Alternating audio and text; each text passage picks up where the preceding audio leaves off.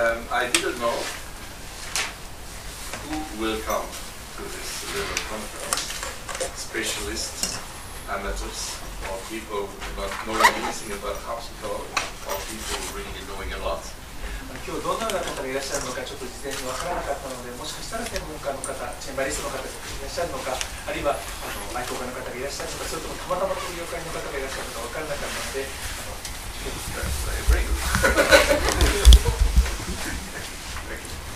And so I prepared something which maybe is not exactly according to the people here what I have to say today. So I will probably change. 今日お話しする内容を考えてきたんですけれども、もしかしたら皆様の顔を見ながら少し内容を変えながらお話ししたいと思います。Okay. First, I will introduce myself as a harpsichord maker. 最初にチェンバロ制作家としての私自身をご紹介したいと思っております。And I want to thank the Japanese Harpsichord Society for invitation. I'm very proud. I'm very pleased. 日本チェンバロ協会、それから語学コンクール候補の皆さんにまず最初に感謝を申し上げたいと思います。So when I was a child, I heard a lot of music, but harpsichord was not enough. 自分が小さかった頃、たくさん自分の身の回りに音楽はありましたけれども、しかしチェンバロというのは私の周りにはありませんでした。So my music was piano music, and Horowitz, Kempf, and all these people playing Beethoven, playing and something Chopin, this music. ホロビスとかケンプが弾くベートーベンやショパンといったものが私の本当に身近にあった音楽でした。And I've been learning piano for years, but I was always very bad. ピアノを何年か習ったんですけど、あまり良い生徒ではありませんでした。And so I was very frustrated because I had good friends, professional musicians, and I was very bad myself. 自分は本当にピアノが上手じゃなかったので、でも自分の知っている人たちの中には本当に専門家になるような人がいたので、自分自身そのピアノレッスンに対してとてもある意味不満を持っているというか満足できないでおりました。And I was fascinated by instruments too. それから自分自身はその楽器そのものにもとても魅力を感じていました。I'm fascinated that with a small violin you can fill a big hall with 3,000–4,000 people. 例えば小さなバイオリン1個で3,000–4,000人も入るようなホールを満たすことができるっていうことはすごいことだなと思っていました。I brought a little example here, you see, about the amplification of instruments. You see, no sound. これだと響きはほとんどありませんけれども、put this on the soundboard. 評判の上に置くと、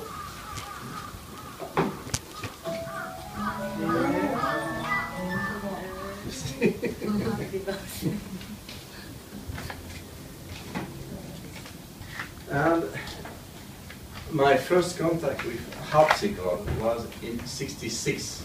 私が最初にチェンバロに触れたのは1966年のことでした。I met a British maker called Anthony Sidey in '66. アントニー・サイリーというイギリスの製作家の方と会いました。66年のことです。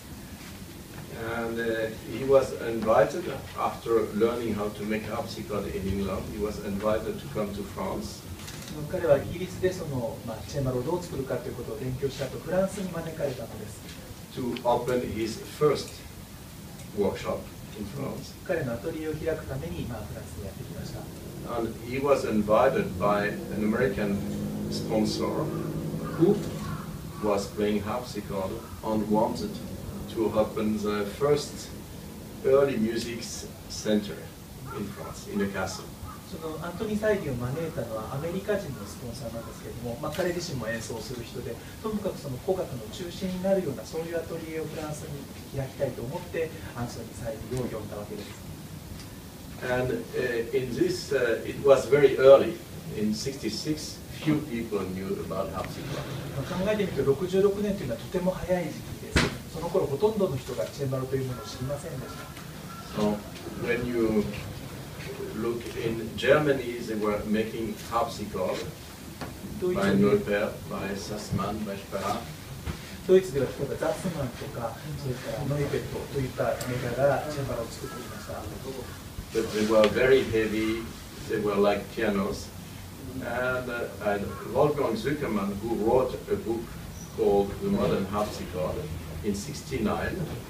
69年にズッカーマンがモダンハープシコードという本を書いていますけれども、called this harpsichord plucking pianos. そのノイレットとかザツマンがその当時作っていた、いわゆるモダンチェンバロですよね、重いチェンバロのことを弾くピアノというふうに、プラキンピアノというふうに呼んでいました。And the German maker didn't like him to write something like this, so his book has been forbidden in Germany for that. そのドイツのメーカーたちはそういうふうに言われることをとても嫌がったので、そのズッカーマンの本はドイツでは発売禁止というかになっていました。It seems to be amazing today, but 今思うとすごく面白いことですけれども。And in England there were some companies too making harpsichord in modern style. その頃イギリスでもいくつかのメーカーがモダンのやり方でチェンバロを作っていたわけですけども。For example, Gobble is still existing, Morley is still existing. ゴーブル、モーレーといったまだ今でもあるギターですね。Dolmetsch, where Anthony Sade made his apprenticeship. ドルメッチのところでアンソニー・サイディは見習いというか修行したわけですけども、ドルメッチのところ Denis Woolley and some other individual makers. In France, we had very few makers. Mercier Itier, who wrote this book here, is 82 now. フランスではそんなにたくさんのビルダーがいませんでしたけど、あの本を書いたMercier Itier という人、今82歳だそうですけども、書いました。But the revival of harpsichord came from United States, from America. そのチェンバロの復興というのは、ある意味アメリカから来たということができます。With Frank Hubbard and William Dowd. フランク・ハバードとウィリアム・ダウドという名前を挙げたりとか、who made research about traditional harpsichord, historical harpsichord.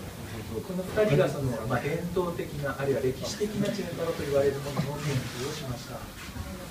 But even if they were making research, it was they were not purists like today. They were not purists. They made a lot of mistakes. もちろん彼らその2人が歴史的チェンバロの研究をしたといっても、いわゆる今のような幻覚主義というか純粋主義的なやり方ではありませんでした。だから今の現在の人は彼らのやり方をそのハバードとかダウドのやり方を指して正確ではないと言ったりすることもありますけれども。For example, they restored Haas harpsichord in Copenhagen, Denmark, in the museum. コペンハーゲンの博物館にあるハスの楽器を彼らが修復しましたけれども。And because the soundboard had deformation and was very thin, they glued a piece of plywood under the soundboard. You know. その楽器はその響板が大変歪んで割れかけているので、その下にプライムウッドを貼ってしまったりとか、そういうことをしています。And this today seems to be incredible, you know. But 50 years ago, it was今ではその歴史的チェンバロにそういうことをするというのは考えられないことですけれども、50年前というのはそういう時代でした。In Paris, we had a big collection of historical instruments. 例えばパリには大きな歴史的チェンバロのコレクションがありますけれども。And a very active curator, and she invited Frank Hubbard to come to Paris. でそこには大変熱心な学芸員がいたわけですけども、その彼女はシーリー・ファイトについて彼女がそのフランク・ハバードをパリに呼びました。And he spent a year in the Paris Museum. ハバードは何年もそこで過ごすわけです。Restoring and working on instruments. でハバードはそこのパリのコレクションで修復をしたり、研究をしたり、そういう仕事をします。And another maker came to Paris too, Hubert Bédard. ユーベル・ベダールという別のまた制作家もパリにやってきました。He was from Montreal. モントリオールから。So slowly, the interest for early music grown up. だんだんその語学というものが The war was far behind. The people had more money. They had interest in new fields of like early music and other things too, but for us early music, you know. 戦争も終わって人々がだんだん豊かになってくると古楽というような新しいものにも人々が目を向けるようになります。And this sponsor, American sponsor, who invited Anthony Sade to make harpsichord in France, invited to harpsichordists, musicologists to come to his castle and made master class and conferences. で先ほど申し上げたアメリカ人のスポンサーというのが、例えば音楽学者とかチェンバリストとかその制作家を招くわけです。で具体的に彼のお城に招いてコンファレンスをするとか、それからマスタークラスをするといった形で、活動を深めてきました。And so slowly there were some concerts, some music, and some exchange between countries about harpsichord making, and new makers come slowly too. こういうふうにして少しずつですけれども、例えばチェンバロに関するコンサート、チェンバロのコンサートとか、それからチェンバロに関する意見交換というのが次第に行われるようになってきました。So I've been working helping Anthony Sade for some years, but not full time. Just I was studying law at the same time. Yeah, exactly. 私自身も、そのアンソニー・サイディのところを、ずっとではありませんけれども、お手伝いをしていました。で、自分はその時に同時に法律家の勉強もしていたので、フルタイムではありませんでしたけれども。And I finally decided to make only harpsichord at the end of '73. So it's 41 years ago. ちょうど今から41年前の73年に最終的に自分はもうチェンバロ制作一本でいこうというふうに決意をしました。So in '73 there were still few makers only. Yeah. その73年というのはその頃まだ本当にそのチェンバロ制作家というのは少なかったです。But in England, Rubio came and Stevenson. I don't know if you know the name. Yeah. 例えばイギリスにはルビオとかスティーブンソンという制作家がいました。In France, von Nagel came, and before working for Dowd, 例えばフランスではフォン・ナーゲルがやってきて、まだその時はダウドのここで働いてなかったんですけども。he has been building kits designed by Hubert Bédard and Anthony Sade. で、フォン・ナーゲルはベダールとそれからサイディが作ったキットを組み立てていたと思います。And they were sold under the name of Eugel. Eugel. Yeah. Yeah, exactly. ウジェルって皆さん楽譜の出版社があると思いますけど、そのウジェルっていう名前でそのベダールと、サイジーのキットを組み立てたものをフォン・ナーゲルが売ってたんです。So in America, you had William Hyman, who has been a famous maker for a short time because he died suddenly. ウィリアム・ハイマンというアメリカの制作家の人もご存知でしょうか。彼は本当に短い間だけとても有名だったんですけど、というのは彼は早く亡くなったのです。And a man from Germany who emigrated before the war in America made a new business with kits, harpsichord kits, Zuckerman. You probably know the name Zuckerman. Besides Zuckerman, yeah. で、皆さんもおそらくご存知だと思いますけど、ボルフガング・ズッカーマンという、ドイツ人で戦争中にアメリカに、移民して移住した人のそのキットというのがありました。So Wolfgang Zuckerman is very well known. I suppose some people know. You know his name maybe. And he's still alive. He lives in the south of France. He's 92. 今92、そのズッカーマンまだご存命で92歳で南フランスにいるそうです。And he had a small company and he sold it to David White. 彼ら、デビッド・ウェイどうしたのか。そのデビッド・ウェイがその、彼らが持っていたアメリカの会社を、引き継いだわけですけどね。And David White also bought the workshop of William Hyman. それからそのデビッド・ウェイはハイマンが亡くなった時にハイマンの工房も書いております。Yeah. And in '74, David Way came to Paris, 74年にそのデイビッド・ウェイがパリに来ます。 visited Anthony Saide, でアントニー・サイディのところを訪れます。 and we had lunch all together. で昼食を共にしたんですけども、 And David Way asked Anthony if he wanted to be his partner in Europe. でデイビッド・ウェイはアンソニー・サイディにですね、ヨーロッパでの自分のパートナーにならないかと聞いたわけです。 And this was the same time William Dowd offered Fondnagel to be his partner in Paris. それとちょうどくしくもウィリアム・ダウドがフォンナーゲルに自分のパートナーにならないかと言ったのと全く同じ時なんですけども、 So Anthony Saide refused. でサイディは断ったわけです。 And I was at the same lunch and I accepted myself. で自分もその同じその昼食の場にいて、で彼が断ったので自分が受けたんです。 So I've been working with after Anthony Saide, I've been working with David Way for nearly 20 years. He died on 94. ですから自分の場合はそのアンソニー・サイディのところを手伝った後、そのデビッド・ウェイのところもほとんど20年ぐらい一緒に仕事をしたことになります。 So the life on that time was most of the people entering to the world of early music wanted to have a different life of the people in classical music, you know. They wanted to discover, they wanted to make research, to be pioneers, you know, to really have a different life. その頃のですね、音楽に興味を持つ人たちというのは、そのクラシック、いわゆるクラシック愛好家とはちょっと違うように聴きたいという気持ちが強くて、だから自分たちのレパートリーを探すとか、それまで知らなかった音楽を探すといった方に関心が強いと思います。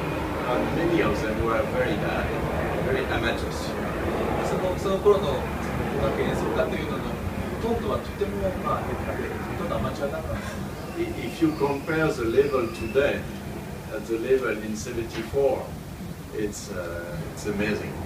74年の当時と今のモデルと比べると本当にものすごく違いだと言えます。Yeah. And so the early music was really growing up, you know, and I opened my new shop. 語学がだんだん盛んになってきて、それで私自身も自分のワークショップを開きました。 And I stayed in touch with Anthony for some years. And I had the chance with Anthony to see many antiques, you know. でその後も自分の工房を開いてからアンソニー・サイディとコンタクトが続いたわけですけれども、彼と一緒にいくつかの古いチェンバロを見る機会に恵まれました。 And that time you were able to buy original harpsichord for nothing. その時代にはですね、その With even a painting and everything, you know, beautiful. オリジナルの例えば装飾なんかも美しいような古い楽器をタダみたいな値段で買うことができた時代なんです。 I remember a beautiful Ruckers with painting. 一つ覚えているのはものすごく美しい装飾のされているルッカースですね。 Bought by a coffee shop in the suburb of Paris, just for decoration. その喫茶店がですね、その飾るためだけにその楽器を買ったということを覚えています。 And I remember Anthony had a good friend called Michael Thomas. He was a collector of historical instruments. サイの友人、マイケル・トーマスという収集家がいたんですけども、And he had a beautiful Ruckers, Ravelais by Hemsch. And he didn't know where to store it, so we had this Ruckers 1 year in the workshop, you know. And I remember drinking tea and putting the cup on the harpsichord. その今申し上げた収集家のところにですね、ルッカースで M 種がラバルマンをしたルッカースっていうのがあったんですけども、それをじゃあ修復してほしいっていう話になって、それが最後の工房にあったんですけど、覚えてるのは、例えばお茶を飲むときに普通にそのルッカースの上にお茶のコップを置いたりしてたんで。Yeah, sorry. So we went to Edinburgh, where we met John Barnes with a collection in Edinburgh, a beautiful collection. エジンバラにも行きました。それで皆さんご存知のジョン・バーンズのコレクションをも出会いました。Yeah, so it was really very nice, very rich, very interesting. And so I made my life partly with David Way, and David Way had two productions. He had the Zuckerman kits that he bought from Zuckerman, and he had the Hyman instruments. On his own instruments. スカーマンじゃなかった、デイビッド・ウェイと一緒に仕事をするようになって、デイビッド・ウェイは先ほどお話ししたようにズッカーマンのキットも買い取りましたし、それからハイマンの工房も買い取って、そしてデイビッド・ウェイ自身の楽器も作っているというふうに仕事をしていましたので。And he had about 20 employees. 従業員20人ぐらいいるような大きな工房でした。And in 81, we had a meeting in Paris. And he asked me to open a big shop in Paris to produce. 81年にミーティングがあって、彼は自分にですね、パリに大きなその工房を開くように言ったわけです。And in 81 already, there were harpsichord classes more. There were more makers everywhere, and the festival. 81年というと、もうすでにチェンバロ科もできていろんなところにチェンバロ科できていますし、演奏家も皆さんご存知のような演奏家もできていますし、それからチェンバロを使うようなフェスティバルも始まっていました。Bruges Festival was existing. 例えばブルージュの音楽祭というのがもう始まっています。So it was already the beginning of an institution, not the discovery. もうすでに発見という時代ではなくて、いろいろな組織とかそれからいろんなことが組織的に行われるそういう時代になっておりました。So in 82 I opened a big shop with 7 people. 82年に自分はパリに大きな工房を7人の従業員と開きました。And I have to say that to have employees, to have a group of people with you, is encouraging. Because when with Anthony Sade we were alone, and when we had a project, it was about 5, 6, 7 years before making a prototype, 自分はその工房を開くときにですね、いろんな人、何人かの人が協力してお互いに励まし合ってやるようなそういう工房にしたいと思っていました。なぜかというと、サインのところでは、それぞれが独自に研究していたので、大体一つのプロジェクトをやるまで5、6年準備してから何かを作るっていうふうになってたんです。So when you have a team, if you want to make a prototype, and if really you are in a hurry to make it, you put everybody on the same project, and in 2 months you have something. 例えば本当に急いで一つの、ある型を準備したいと思った場合にですね、全員でいっぺんに取り掛かれば、例えば2ヶ月ぐらいで一つのチェンバロの、タイプというものについて調べる、あるいはその型を準備するということができます。So we in 83, for example, I wanted to show a new instrument in Bruges. 例えば83年に自分はブルージュの音楽祭のために一つ楽器を用意したいと思ったんですけども。And I remember we made it. We were able to make it in 6 weeks. 今でも覚えてます。6週間でそれを準備することができました。And we gave to this harpsichord a special name. We have, like you have in here in Japan, an express in a very fast way called in France TGV, which means very high speed in French, très grande vitesse. And we call the harpsichord CGV, means harpsichord very high speed, AJB になぞらえて CJV. And this harpsichord has still the same name today, It was sold, but when we speak to the people, we speak about CGV. という名前のチェンバロにしたいです。And it was also to have a team and an opportunity to travel a lot, to visit many museums in Nuremberg, in Berlin, in Stuttgart, in München, in Vienna, in Milan, in Rome, in Barcelona, in London, in Boston, in Washington, in everywhere. そういった名前の場所の You remember the list? My memory is up. 訪れたそうです。Yeah, in Vermilion, in America, Hamamatsu. We met the curator yesterday. The director, Hamamatsu, he was yesterday. And a lot of exhibition too in Paris, Boston, London, Berlin, Bruges, San Francisco, Shanghai, Yamanashi, since 97 I'm coming. Yeah, every 2 years. What was the first time? No, yeah, it was the first time. 今おっしゃってたようなその、音楽祭とか楽器展示にもいろいろ回ります。山梨は97年に始めてからのお付き合いですと。And so I'm building instruments according to my taste, my dream, and according to also the concept I hear with other instruments. Sometimes I feel, I love this instrument, you know, and so I would love to have an instrument with the same sound in my, you know. 私が楽器を作るときにはもちろん自分の趣味とかそれから知識そういうものに従っても作るんですけども、何よりコンサートで聴いた楽器ですね、これと同じものが欲しいって言ったのが自分といったことが自分の楽器を作るときの一つの大きな動機になっています。It can be even on the radio sometimes. でも時にはラジオから聞こえてきた楽器の音というのがモチベーションになることもあります。Because in the 70s, everybody wanted a big French double, you know, with very, very precise regulation, the same everywhere, very easy to play. というのは70年代には誰もが2段のフレンチを欲しがったんです。でそれもちゃんとレギュレーションされてて、どこでも同じ強さですごく弾きやすい楽器っていうのが70年代に誰もが求める楽器でした。And every generation had different tastes. もちろんいろいろな世代によって趣味というのは違いますけれども。And so after the French came the Flemish, and after the Flemish the German, after the German the Italian, and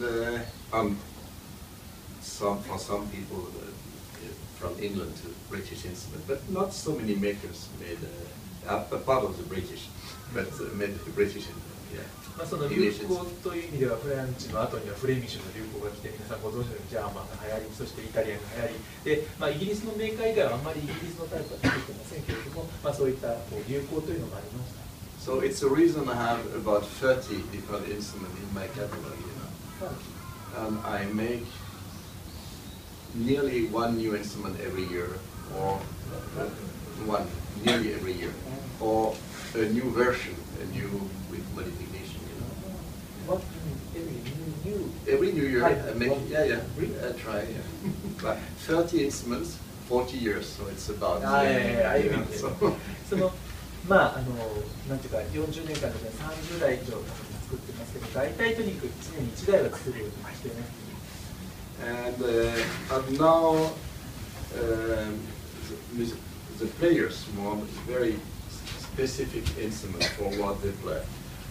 This means someone like Pierre Otaille giving a concert in Paris will bring an instrument from Amsterdam because he likes it for this program. But the following day in Amsterdam, he will bring an instrument from Paris because he likes this instrument for his program in Amsterdam, you know. And in '74, you were playing an instrument on the stage, and you are not trying to get another instrument, you know. It's today people are very difficult with instruments, very. 70年代にはですね、特にそこにある楽器を弾くっていうのが普通でしたけど、今例えばピエール・アンタイの名前を挙げてましたけど、ピエール・アンタイはですね、アムステルダムにとにかくパリから楽器を持ってこいって、どうしても楽器で弾きたいからって言ったかと思って、次の日は別の演奏者がパリでアムステルダムにある楽器を持ってくるというような、大変に困難な時代になっております。So it's sometimes very expensive. 時にとても高くつくわけです。And the harpsichord can cost more than the harpsichordist many times. しばしばですね、演奏者より楽器の方がお金がかかっているという事態が起こります。You know, the definition of a musician is someone who is repairing. He has to go to a concert 200 kilometers. A musician, the definition. And his car is broken, so he has to spend $500 for his car to repair it. After he drives 200 kilometers, and after you get $200.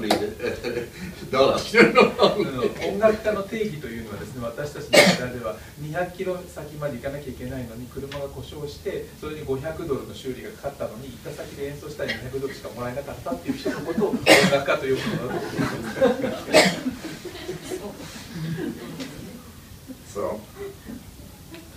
And so I have a very big activity with rentals too. それから私自身は楽器レンタルですねの仕事もしております。And so I provide instrument for maybe 70 or 80% of the concerts in France. 例えばフランスの 70% から 80% のコンサートに楽器を提供しているんじゃないかと思います。And I made instrument for the Glindeburg Festival in England. イギリスのグリンドブルックフェスティバルにも楽器を提供しています。My instruments are going to the Salzburg festivals, are going to the München, are going to many Aix-en-Provence festivals. ミュンヘンとかエクサンプロバンスの音楽祭なんかにも出演しています。 3 years ago, I brought an instrument here for Christophe Rousset for his concert in Tokyo. 3年前にクリストフ・ルセイのコンサートのためにも確か自分の楽器ができたのをご記憶の方いらっしゃるかもしれません。 And the advantage of rentals is not only financial. その楽器レンタルというあるいは楽器をその都度レンタルするということのメリットは経済的な理由ばかりではありません。It's the best way of having a contact with players, you know. そのやり方がですね、その演奏家とコンタクトを取る、一種の理想的なやり方じゃないかと思うので。If you rent an instrument, if the player has a bad concert, probably it will be your responsibility, not his responsibility. 楽器を I see you're so smiling. そのコンサートが良くなかった時にですね、演奏家の責任というより楽器を提供した我々の責任になることが多いんですけども。So I remember a concert in maybe 83 in Paris with Blandine Verlet. Do you know the name Blandine Verlet? 83年にブランディーヌ・ベルレ、皆さんご存知かもしれませんけど、ベルレさんのコンサートがありましたけれども。And I had on my instrument real quills, feathers. その鳥の羽の楽器を持ってたんですけども。And she stopped in the middle of the concert. And she said, "Is Marc Ducornet around?" でコンサートの途中にですね、ベルレさんは演奏をやめて、デュコルネさんはいらっしゃいますかって言ったんです。What happened here? And she had a broken quill. 爪が折れちゃったんですけど。So I took my feather, replaced the quill, you know, and went to say it's ready, you can come back. And she said, "You ruined my concert. I will never play your instrument again." 彼女は言ったんです。そうもうあなたのコンサート、あなたの楽器は二度とコンサートで使いませんと、その羽を取り替えた後にどうぞできましたと言ったらそういうふうに彼女は言ったんです。So we have to be very careful. もちろんだからとても気をつけなきゃいけないんですけど。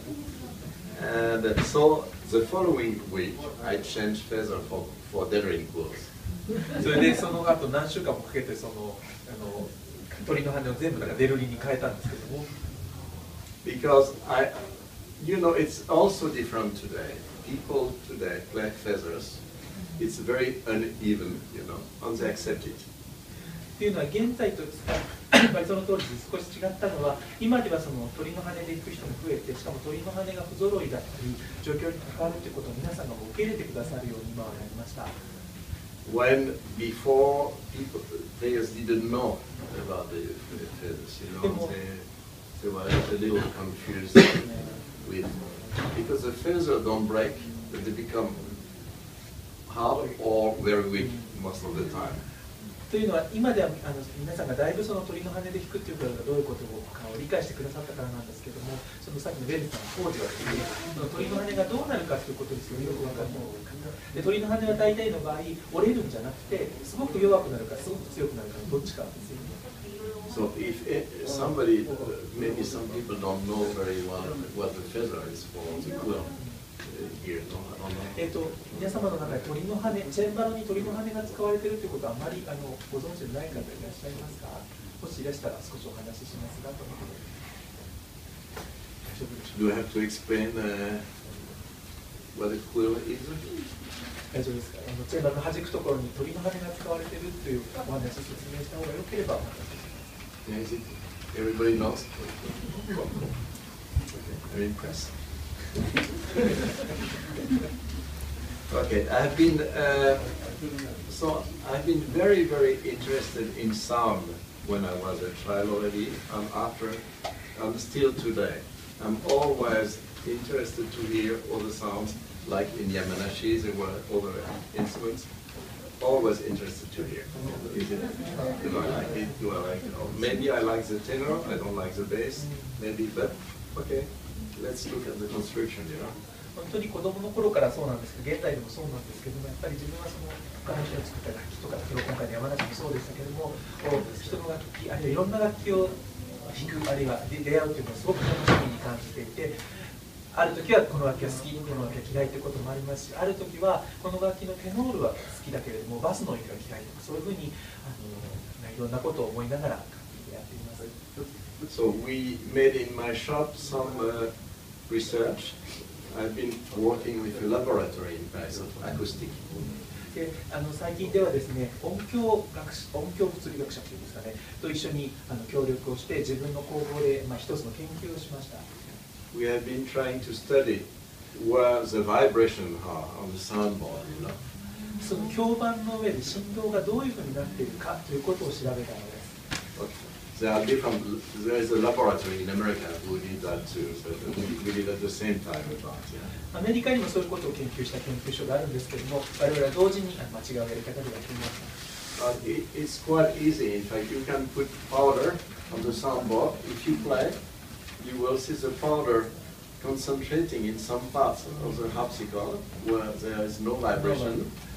やり方は簡単で、この響板の上に粉をまくんですね。で、そうすると振動してないところにだんだんその粉が集まってくるというふうにして振動の具合を見ることができる。And so we made the laboratory was a harpsichord with a soundboard made of carbon fiber. Fiber? Okay. Fiber? Not fiber? Carbon fiber. You put fiber? Fiber. Okay. Carbon fiber. With different layers of.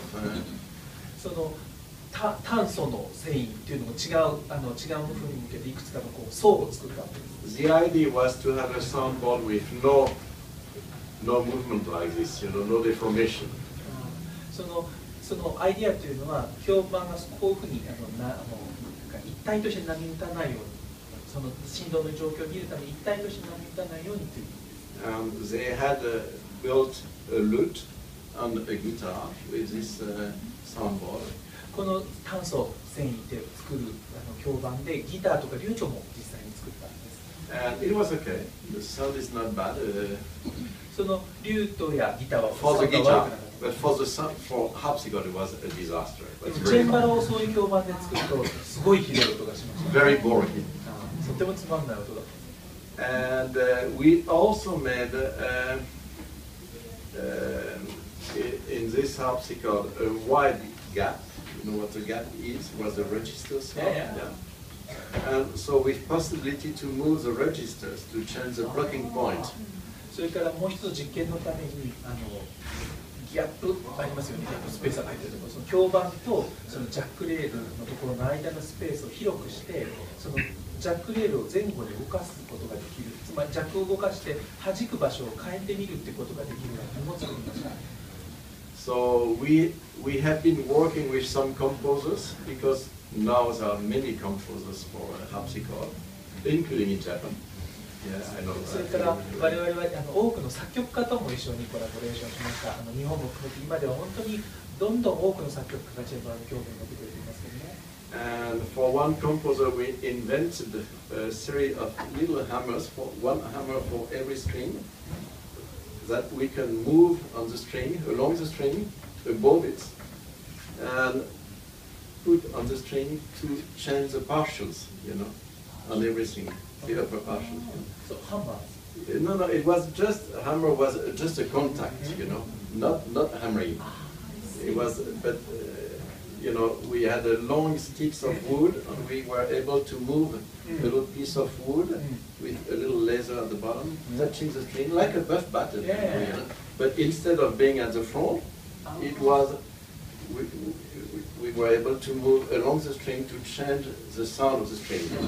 その作曲家との、コラボレーションで面白かったのは、木の棒に皮をつけて、よく、バフストップは、皮じゃなくてフェルトで弦に触りますよね。その代わり皮で弦のいろんな場所に触ることでちょっとこう音を変える、そういうのをリクエストされて作ったこともあります。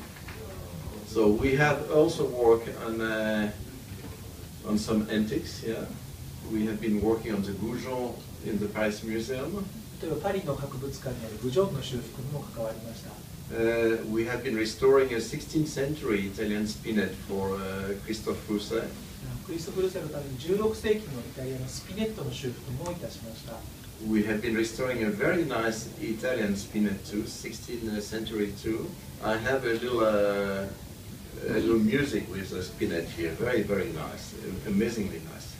また別の16世紀のイタリアのスピネット、とっても今この中に音も入ってるんですけれども、その修復を書いてました。We also have restored a French spinet, 17th century spinet, in the museum in Chartres.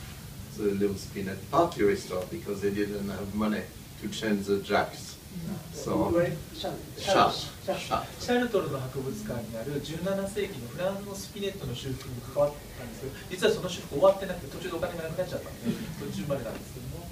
And I bought myself two historical instruments, two original instruments. 私自身はその歴史的チェンバロ、オリジナルのチェンバロを2台買いました。And there's a nice story with both instruments, you know. Two nice stories. And the first one, I had the same bank for 20 years, you know. And after 10 years, the director said, "Oh, you know, I have a harpsichord in my family." 自分は実は20年間同じ銀行とお付き合いしてるんですけども、お付き合い始めて10年ぐらいの時にですね、自分のところに、うちの家族のところにいいチェンバロがあるんだけどって言われたんです。So, you know, a lot of people call harpsichord a square piano. でも皆さんご存知のように、その頃よく分かってない人は家にあるスクエアピアノのことをうちにチェンバロがあるって言ったりもするので、So I was a little suspicious. だから本当にチェンバロかと思ってたんですけども。And I said, "How are the legs?" で、足はどうなってますかって聞いたんです。 He said, "The legs are like this." You こんな know. 風になってるって足から言うの I で。 said, "This can be a harpsichord." もしかしたらチェンバロかもしれないと思いました。So we took appointment. It was in the center of France. フランスの中部にあったので、ポイントを取って出かけました。In a big castle, 70 room. 70も部屋がある大きなお城にあったんですけども。And I went to the salon, and it was a beautiful harpsichord, closed. 訪れてみると、そのサロンの中にですね、素晴らしいチェンバロが閉じて置いてあります。We dry a pot with dry flowers on top of the その上に花瓶が3つ置いてあってお花が入ってたんですけども。And a countess, very nice lady, old lady. I asked her, "Is any painting inside?" で、そのバーをしてるおば I あ was 様に。 excited to see a painting, you know. それでおばあ様にですね、これ中に絵はないんですかって聞いたんですが、本当に自分はドキドキしてきっとすごいわけに違いないと思ったんです。She had this harpsichord 70 years in her salon, never opened it. でも私はこの楽器を70年預かってるけど、そういえば中開けたことはないわって言われました。Amazing, you know. So it was an instrument made in 1776. 1776年作の楽器だったんですけども、 by Kroll. クロールという制作。Kroll was from German origin, この人はドイツ出身で、 and like many makers, like Hemsch, like, ヘムシュなんかもそうですけども、ドイツから来た。 and he came to Lyon, リオンにあっ the second city of France, to learn harpsichord making with Colles. コレス。 Yeah, you know. コレスというビルダーのところ、そのリオンにいるコレスというビルダーのところで修行するためにやってきました。 And so the instrument was not playable, but it was in the same castle since they bought it. They bought it in the 18th century. その一家はですね、18世紀にそのお城を買ったそうなんですけど、そのお城に一緒についてきたんじゃないか。So we had the dust and maybe the flies inside from the 18th century. You know? おそらくですね、その中にあるゴミもハエも18世紀のものではないかと思われるんですけど。It's exciting. Because many instruments have been changed, you know, through the centuries. 考えてみると、多くのその歴史的楽器はもういろんなところが手を加えられているので、埃までオリジナルっていうのはすごいことです。So they didn't want to sell it. They wanted me to take care of the worms because the problem with this harpsichord was a lot of worms. で彼らはですね、楽器を売りたいとはその時に言わなかったんですけども、でも虫食いがちょっとひどかったので、それのお世話をしてほしいというふうに最初言われました。And after 6 months in my shop, they called me and they said, "Do you want to buy it?" そして6ヶ月、そのお預かりして6ヶ月経ったら電話があって、もしかして買いたいっていうお話があったので。This was very good. I will show you. So we made a long restoration. If we have time, we can speak about the restoration, but it's already only 10 minutes left. 本当は時間があったらその修復について、ちょっとゆっくりお話ししたいところなんですけども、ちょっと後で紹介します。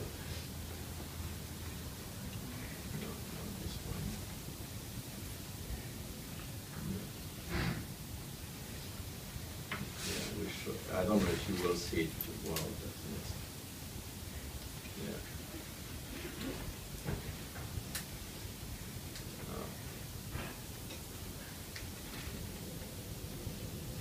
Yeah. This is the inauguration. お披露目の時のちょっと画像を今探してるんですけども。This was a concert inauguration. それがその完成クリストフ・ルセがこれもお披露目コンサートをしてくれたんですが、2011年。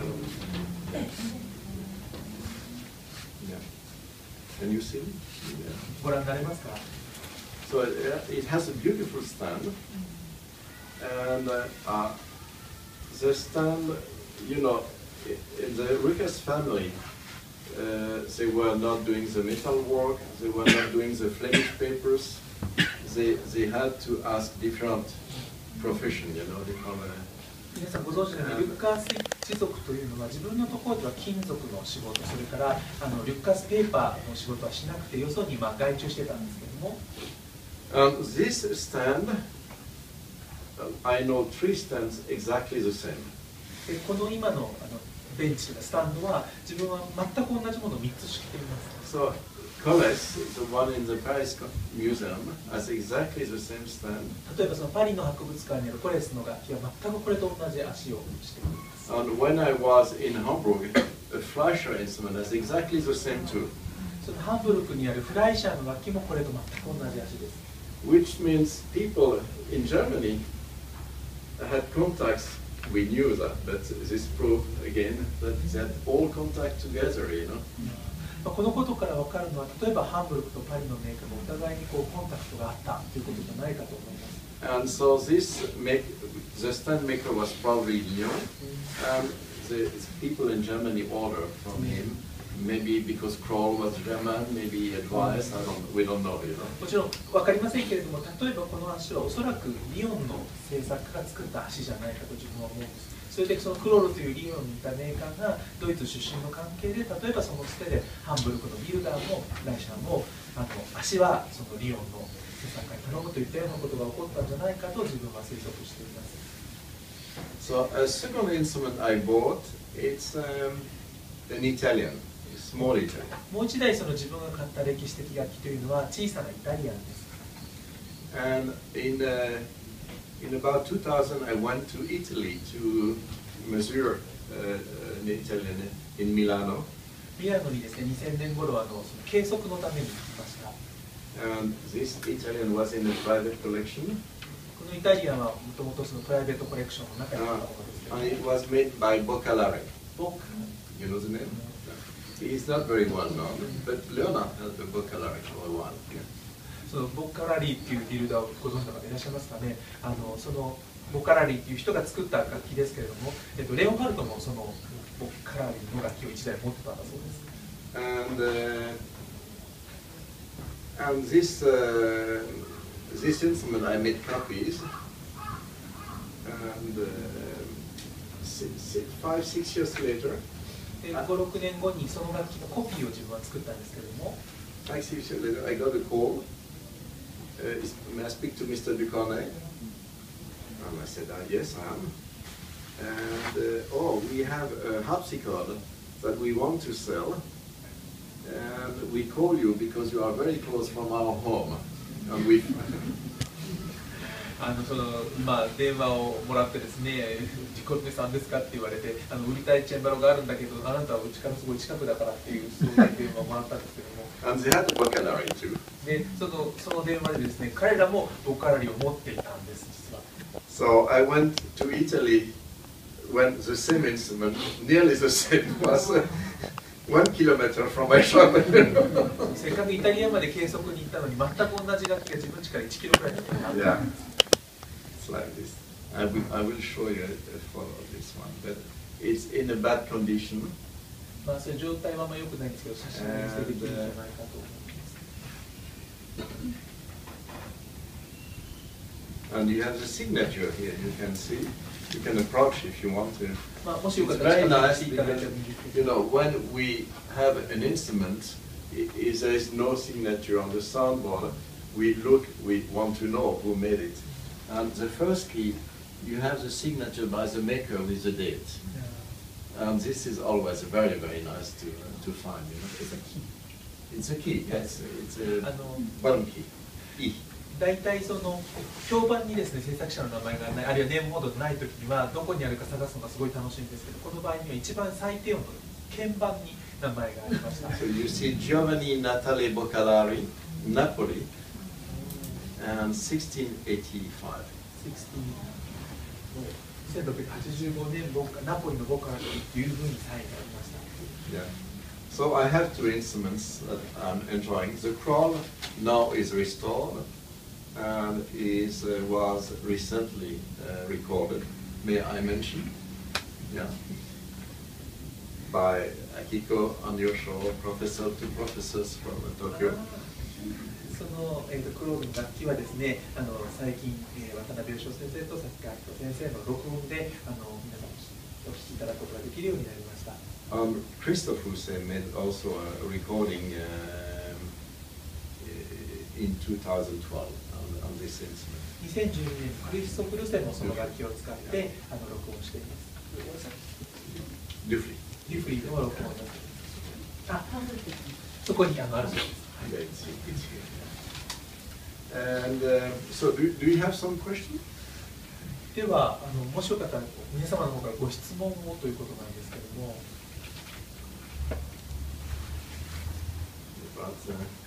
So, do you want to hear a little more?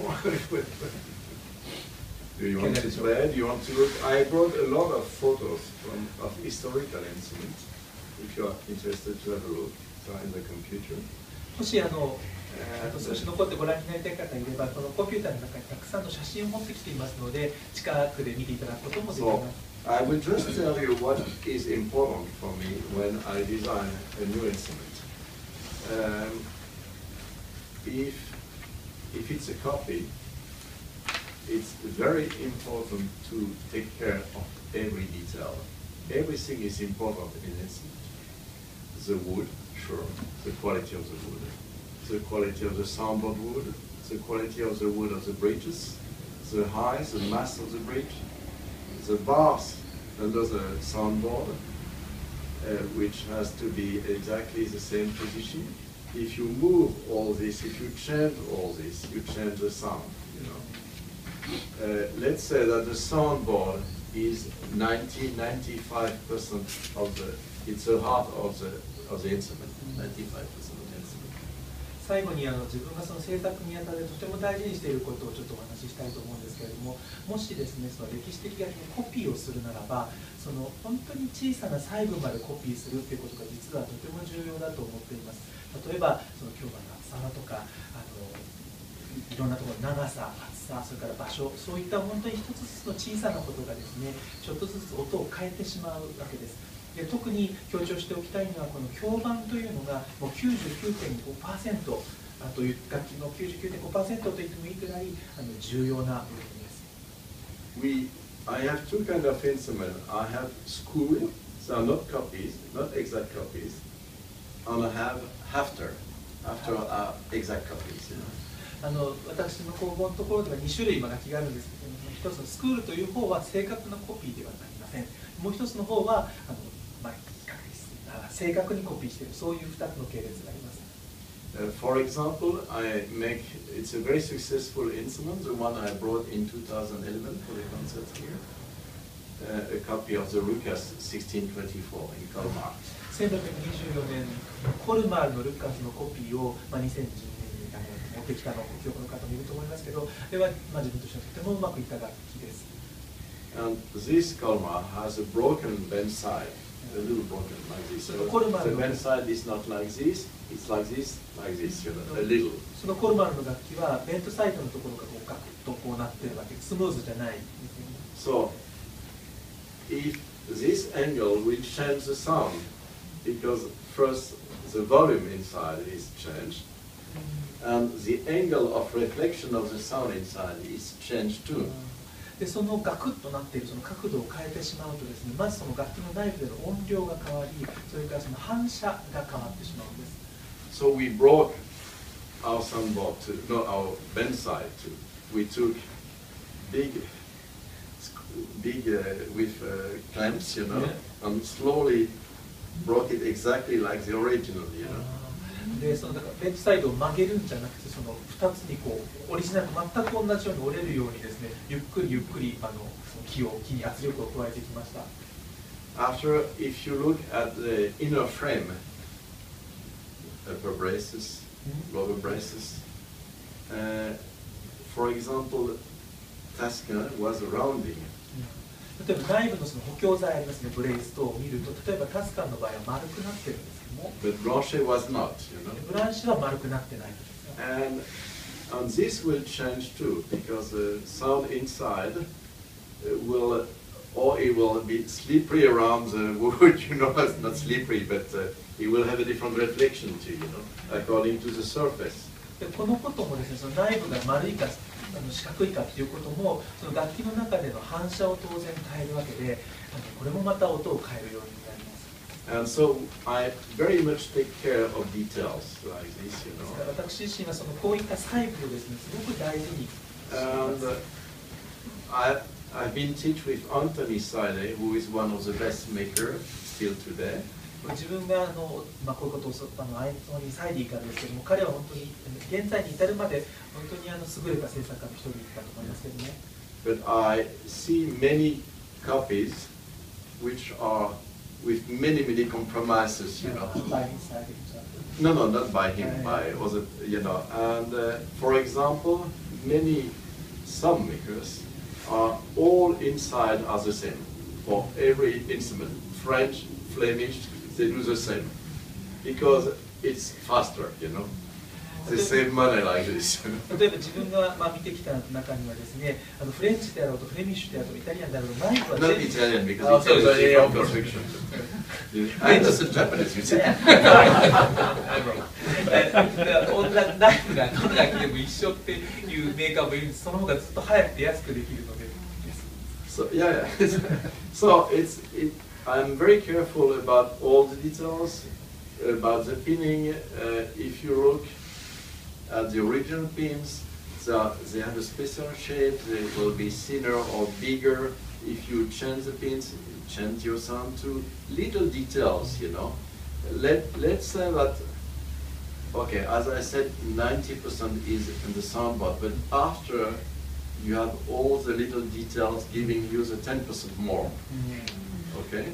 それ先ほど9割以上がサウンドボード響板だと申し上げましたけれども、その残りの部分はですね、例えばその打ってあるピンチョの太さとかどういう材質かとか、そういったことも本当に気をつけて見ています。でそういった本当に小さな細部の積み重ねが音を作っていると思うからです。And so the wood is very important too, the quality of the wood, that it will dry not artificially, but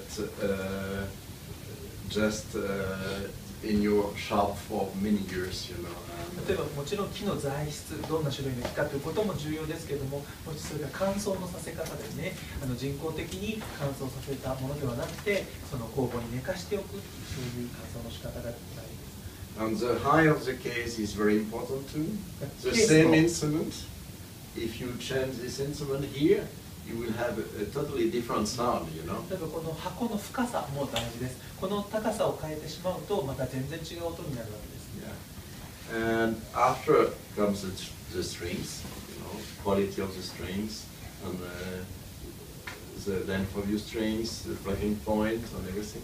その次が、その弦ですね。弦の材質、長さ、それからどこで弾いているかということが。And after comes the action, you know. So the action has to be comfortable, easy to play for you, and the action has to be in relationship with the sound. If you have a hard action, and the sound has to be very, very loud too, you know. You have, I very often have harpsichordists telling me something that, for example, the harpsichord is too loud. You can maybe translate. その次にアクションというのが重要だと思うんですけども、アクションってもちろん弾きやすいということが大事なわけですけども、それ以上に自分はその出てくる音とアクションがバランスしているっていうのが大事だと思います。つまり硬いアクションならば硬い音っていうそういう関係が大事なんじゃないかと思います。でよくチェンバリストはですね、チェンバリストというか音楽家がこのチェンバロ大きすぎるっていうことがあるんですけれども。I will say something to the harpsichordists here. Harpsichordists here with their fingers. You understand? ここでチェンバリストの皆さんに申し上げておきたいと思うんですけども、指です。You agree? And so we have, when harpsichordists tell us something about the sound, we know we have to transpose to the action. You know? つまりチェンバリストが例えばこの楽器ちょっと大きすぎるとかって言ってる時には、それは指の感触のことを言ってるんだなっていうふうにメーカーとしては翻訳し直さなきゃいけない。But it's partly also because you have that sound here. You have the music here, and the public hears much better than the player, you know. というのは、一つにはチェンバリストはそこに楽譜を置いているので、その鍵盤側の良くない音を聞いていて、調子はいい音を聞いている、そういうこともあるかもしれない。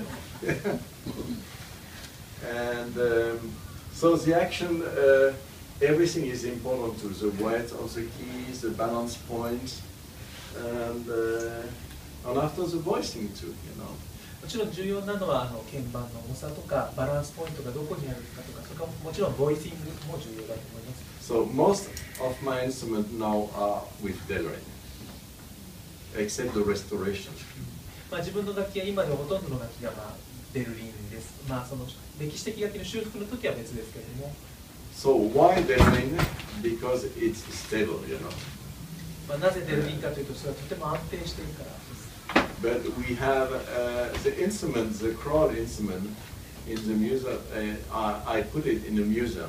It's because I don't want to keep it in my workshop. And it's with quills, you know. 例えば先ほど申し上げたクロールの楽器が今博物館に預けてあるわけですけれども、そこは鳥の羽になっています。We have a strange life as artists maker to find quills, you know, to find feathers. 本当にそのチェンバロ制作家っていうのはですね、鳥の羽を探さなきゃいけないっていうのが。So some go on the beaches to find from the birds. あるメーカーはですね、海辺に行って探しますし。I have been living when I was young, a little in South America, so I brought an entire condor that I gave to Anthony Sade. He still has it in his workshop. Maybe if you have visited, he has a big condor. And now I import turkey from Canada. Why from Canada? I don't know.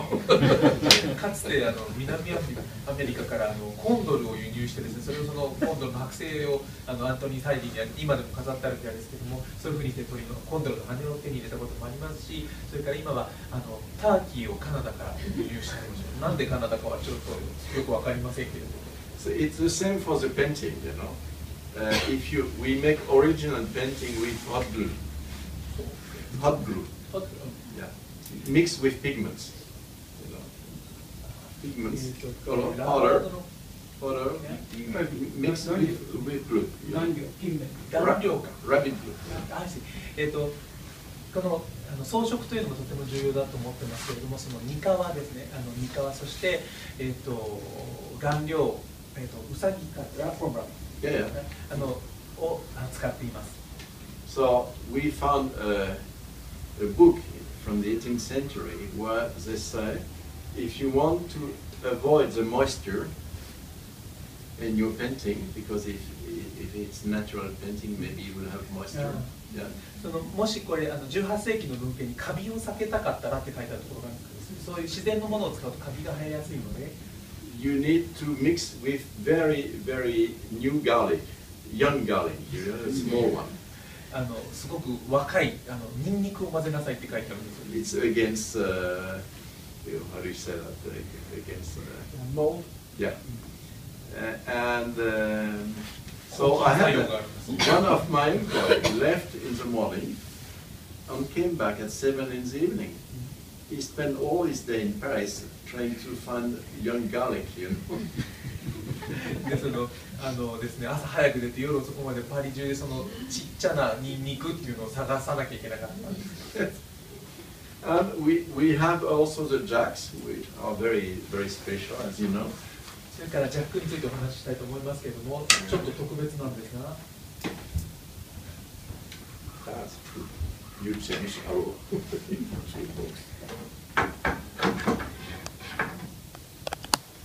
And so here, this is pearwood, the body. 梨の木でできてますけども。The tongue is in Hollywood. そのタングのところはホリウッドです。Why Hollywood? Because the Hollywood doesn't split. ホリウッドが裂けない、割れない木なんです。And so you can make a little window for the quill without ruining the tongue, you know. ご存知のようにそのタングのところにはその爪を通すための小さな穴を開けなきゃいけないんですけど、その時割れにくいのがthe quill can be feather or. この爪のところは鳥の羽、あるいはベルギーがある。And you have a little piece of cloth. It's not felt. It's cloth, you know.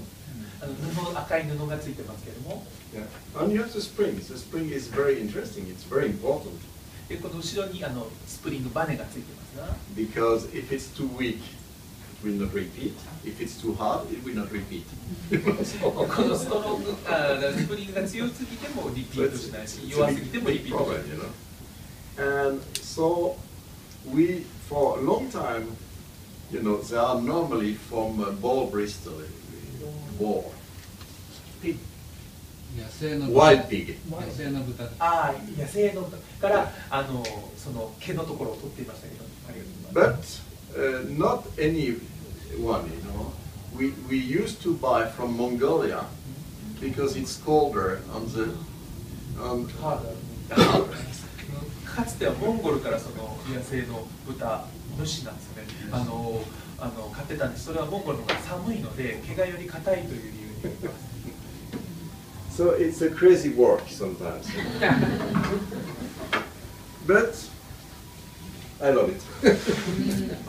狂った商売ですけども、とても大好き。Would you like to see the photos? Some photos? Are some people interested to look at the? それではもしじゃあ写真をご覧になりたい方はよかったら近くに来てパソコンを覗かせていただくということで。Yeah, absolutely. Yeah. では一旦ここで形でといいますか終わりにさせていただいて興味のある方はぜひ写真を近くでご覧になってください。Thank you to you. どうもありがとうございました。